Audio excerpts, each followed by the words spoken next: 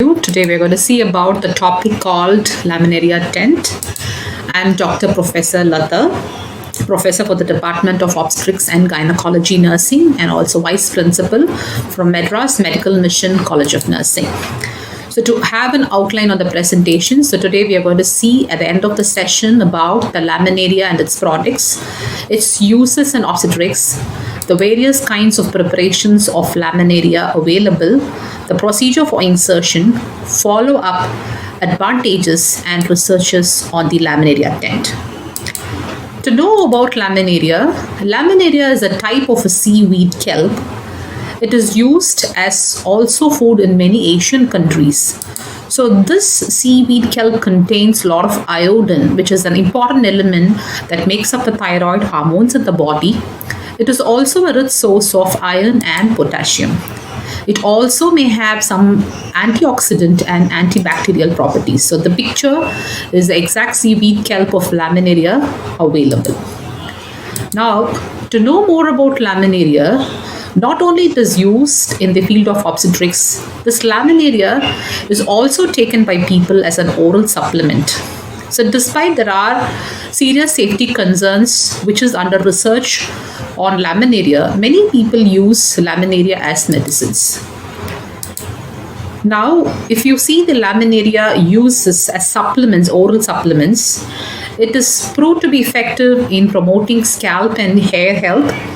It also promotes hair growth and reduces dandruff and scalp inflammation. It reduces oxidative stress and improves the liver function. It prevents the obesity and diabetes, and though it is helpful in reducing obesity, more of research on these areas is required. It is also used to treat listeria infection or foodborne bacterial infections. It also improves the digestive health because it contains a bulk forming laxative present in it. So this is the picture shows you the available form of oral supplement of laminaria in the market. So now the use of laminaria in obstetrics. So it is in the form of a stick. We try to use the laminaria tent in the obstetrics. So it is a stick-like picture, and as you see in the picture, it's a dried bundle of laminaria that is being compressed into a stick. It measures about 5 centimeter long and 0.3 to 1 millimeter wide. So it is used mostly for cervical dilatation and cure. So this laminaria tent has got a hydroscopic property. When it is inserted into the vagina, the sticks absorbs moisture from the cervix and slowly it starts to expand. That it is helpful in dilating the cervix during the process prior to the dilatation and curettage. It is also used in the cervix for abortion or for childbirth too. It is not recommended beyond 18 weeks. Oral laminaria supplements should not be used to induce labor or to terminate pregnancy. Now, if you see the use of laminaria tent in induction of labor is most successful when you see the cervix is absolutely ripe and ready for birth. So it means that the cervix have to be soft, thin, and it should be starting to open for a labor to start. So this laminaria sticks, when it is inserted into the vagina, can act as a product which absorbs the water. Thereby it starts as a first step of any medical induction. Sometimes the insertion of the laminaria stick and the following dilatation of cervix is more than enough for a labor to start simultaneously or spontaneously. For this reason, the healthcare provider should wait for minimum of 24 hours once the insertion of laminaria stick is being inserted into the mother. If the labor doesn't begin on its own on this framework, then the physician have to looking for further medical intervention for the mother's labor to start with. Now, how it is used in abortion. So unlikely to use laminarias for abortion in early weeks, as I've already said you, it is because an early abortion can also be safely done without dilatation of cervix. So it is most recommended for clients more than 10 weeks of gestation, so that to reduce the risk of dilating the cervix during the procedure of a DNC. When using a laminaria stick, this stick has to be gently inserted into the vagina the day before the procedure, and the client is sent home with the stick in place. And when the client returns the following day, she will be given a general anesthesia, and then the stick is removed, followed by the use of gynecological instruments. The DNC procedure is done and followed by suction and evacuating of uterus is progressed. Laminaria sticks do not result in termination of a fetus. So we usually should not think that the insertion of a laminaria stick will cause termination of a fetus. It is only used for helping the mother to get herself prepared for the abortion procedure. So however, due to the dilatation of cervix, the chance of miscarriage or other complications is increased. If you have to be really careful in using laminaria 10, you should selectively choose it for the appropriate clients. Now this picture is going to tell you the forceps, the laminaria introducing forceps is being used to insert for a mother. So the instrument is also similar to that of a uterine dressing forceps. It has got a groove on either blade to catch the laminaria 10. So as we see, the laminaria tent is dehydrated, it is compressed, it is a Chinese seaweed. It is sterilized by keeping this material in the absolute alcohol at least for 24 hours. So usually more than one tent also can be introduced for the usage according to the need. It produces low dilatation of the cervical canal as it swells up due to the hygroscopic properties. Now how does it work? Laminaria seems to be able to form a thick, sticky gel when it comes in contact with the water. So when this gel becomes thick, it acts as a property to dilate the cervix. This allows laminaria to work as a bulk laxative. It is also allowing the laminaria tent, when it is placed in the cervix, tries to expand the cervix for the procedure so that the cervix gets tightened and speed up for initiating the onset of labor. So as we know, this laminaria tents absorb water. It can even swell up to a diameter of ½ inch in 4 to 6 hours. So this swelling causes the cervix to expand and thereby the progress of labor occurs. Now what are the different preparations of this laminaria tent available in the market? So we could see it is available in the form of laminaria digita and synthetic alternatives to laminaria. So laminaria digita is the one which we commonly traditionally use as laminaria 10. It is a seaweed stem of about 2 to 3 millimeter width, string attached to the end for removal, and it swells on contact with the water and may reach up to 5 inches of its original width in 12 hours. And the synthetic alternatives now which is in market availability is Dilataria, Lamisil, and Dilapin. So this is a picture of a laminaria. So this is the osmotic dilator as we call it. It is a tent-like material which is composed of a dried, compressed seaweed stem which absorbs fluid to expand gradually and also assists in ripening of the cervix by the use of endogenous prostaglandin release. So its effect is more measurable in the minimum of 3 hours, but we have to wait until 12 to 24 hours to achieve its full potentiality. The next one is the Dilapin, which is an hydroscopic rod dilator, and this is made up from a hydrophilic polymer which is little superior to laminaria in the dilating property of the cervix, but initially was expected to have fracture in the year 2012. The initiation formula was now replaced with Dilapin S. So now this acts little faster to a larger extent than the laminaria, usual traditional laminaria, and is now synthesized with a stronger core intended to reduce the fragmentations. The third osmotic dilator is which we see in the market is the Lamisil. So this is the picture that is shown the exact Lamisil of various sizes available. So it's a sterile polyvinyl sponge with magnesium sulfate which does not elicit cervical wall tension. So in contrast to the first two the products available as laminaria and Dilapin, so this action is largely more of a chemical. So the manufacturer usually claims that it softens the cervix in 30 centimeter and achieves adequate cervical dilatation in very few hours, not to wait for about 24 hours. It is believed to have adequate dilatation alone for the procedures at 20 to 24 weeks of gestation, when at least 2 centimeter of dilatation is commonly recommended. So now getting to the procedure. So how should we use this laminaria 10? So before the administration of laminaria 10, the cervix have to be prepared. So they expose the cervix with medium grade speculum, clean the cervix with the gauze soap with soap, use antiseptics and apply local anesthetic agent over the cervix and the posterior fornix. Sometimes the patient upon insertion may feel pain. Apply single tooth tenaculum to the anterior cervical lip for easy visibility. Now you have to open the cervical os to allow for the insertion of the laminaria tent. So now as you use this instrument, it should help you to determine the cervical orientation. Now don't try to fully insert. Not necessary that you need to measure the uterine depth with the uterine sound, since the product is only going to be in place in the cervix. Now insert laminaria. So with a steady hold through a tenaculum, the laminaria with the ring forceps is slowly used to insert into the os of the cervix. Now they allow the laminaria tip to pivot to find cervical canal. Fully inserted laminaria into cervix. Consider placing the second laminaria if required, and it is usually indicated for this insertion is the gestational age more than 11 weeks.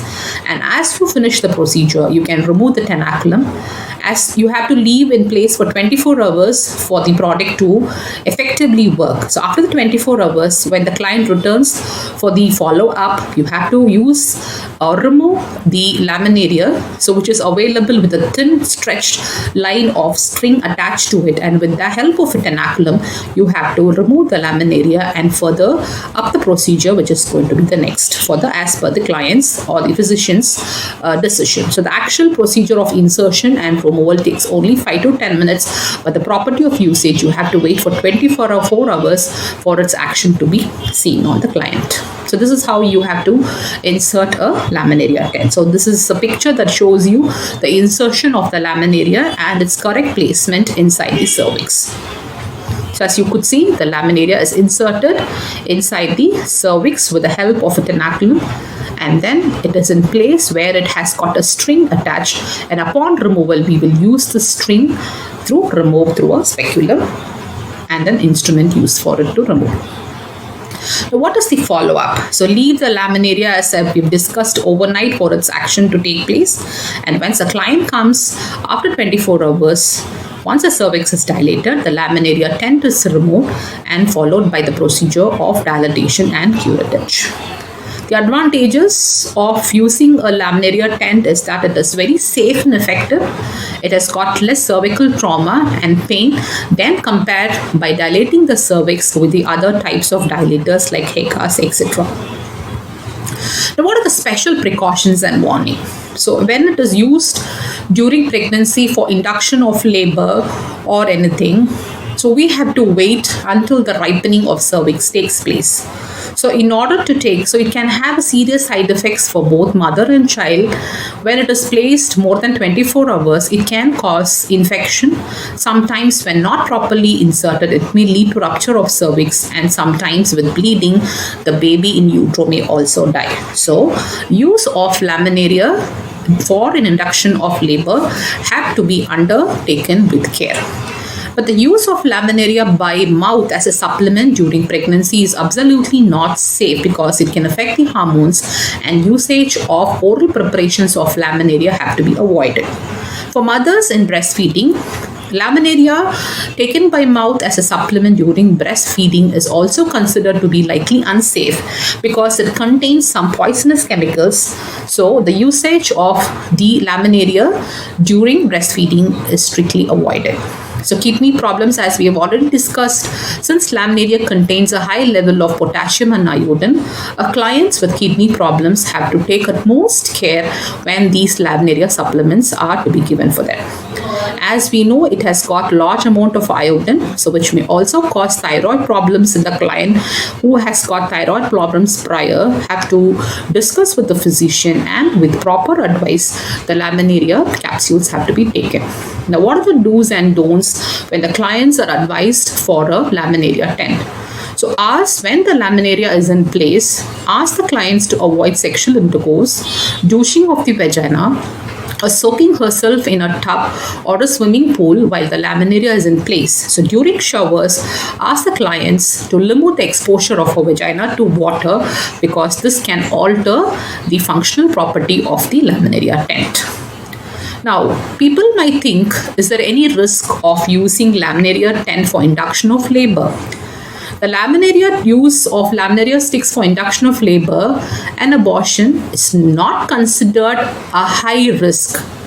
Even if I say it is very low risk, infection and perforations are the possible risks that you can see when you use a laminaria tent. The risk of infection increases after 24 hours, as after you remove the laminaria stick after 24 hours in place may cause infection. If perforation occurs, it should be immediately assessed and the cervix have to be repaired surgically. Sometimes with the use of this tent, the client may experience mild to moderate cramping as the cervix expands. And in order to prevent this discomfort, the physician may prescribe a muscle relaxer or a counter drug for prescription. For pain, medicines can be given as the discomforts are communicated to the physician. And sometimes if people are allergic to laminaria, this can also lead to an anaphylactic shock. So as a nurse responsibility, we need to be really careful in collecting the history of allergic reaction of the client in the use of laminaria in the past has to be strictly noted. So will there be any effect on the birth or the baby? So this is again next question, or what we think about the use of laminaria tent. So laminaria sticks are absolutely safe for the unborn baby. So though only induction has got problem, like it may cause pain or it may lead to infection. So these are some of the problems that is concerned with the mother, but not absolutely the baby. So as for example, when we try to do an induction, it may increase the risk of a cesarean delivery. Otherwise, there is no evidence of risk associated with the newborn baby with the use of laminaria sticks. Will using a laminaria stick affect future pregnancies? It should not affect future pregnancies. However, the abortion or pregnancy complications can affect future pregnancies. Like if the mother has got an infection, it may have a chance to have complications in the subsequent pregnancy. So if the client is recommended for its concern, she should be feel enough free to have raised her questions to be clarified by the physician. So now this is the research which is being undertaken by Margaret A. Burnett on the title A Randomized Trial of Laminaria Tents versus the use of vaginal misoprostol for cervical ripening in the first trimester surgical abortion. So as the study is being done on the clients, now it has come to understand among the 70 women, the laminaria tents are considered to be more effective cervical dilators than the vaginal misoprostol when inserted the day prior to the suction of DNC. So hence this research proves done when a laminaria tent is considered to be more effective than the misoprostol. The other researchers says there is no sufficient evidence to be really say it has got oral supplements of laminaria works well on the weight loss, a high blood pressure or cancer prevention, heartburn, etc. So on all these areas, more of research is required to prove its efficiency on all these concerns. Now, what is the takeaway message from this class or the session? The laminaria sticks are useful to help in soften and dilate the cervix either before or prior to a surgical abortion or as a first step before the induction of labor. So for this purpose, we should not use an oral supplement. Only the laminaria tents have to be used for the process of a step prior to surgical abortion or an induction of labor. The use of laminaria stick is low risk, but induction of labor does pose some risk that need to be considered before deciding whether it is right for the client. So these are the references that I have used to collect information about the laminaria tent. So thank you all for your very patient listening. Thank you once again.